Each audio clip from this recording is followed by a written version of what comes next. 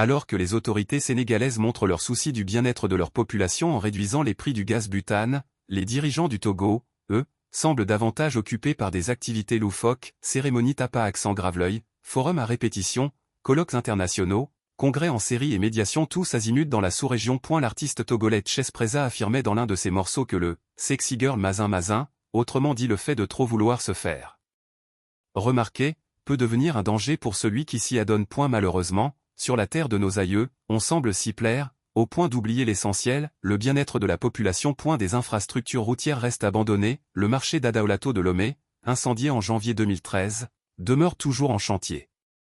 De plus, bien que les autorités encouragent l'utilisation du gaz butane pour lutter contre la déforestation, le prix du gaz reste le plus élevé de la sous-région, plus cher même que dans certains pays enclavés de la sous-région ouest-africaine. Pendant ce temps, les nouveaux dirigeants du Sénégal suivent l'exemple d'autres pays soucieux du bien-être de leurs citoyens, en procédant à une baisse du prix du gaz butane. Le mouvement Martin Luther King, MMLK, connu comme la Voix des sans-voix, félicite le gouvernement sénégalais pour sa décision de réduire les prix du gaz butane.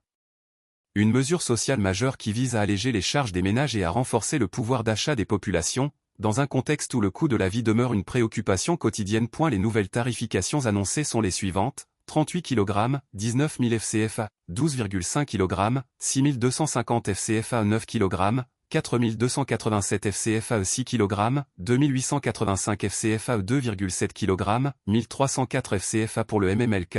Cette initiative représente une avancée sociale majeure. Le gaz butane est en effet très utilisé dans les ménages ainsi que dans de nombreuses activités économiques. Il constitue également une alternative écologique au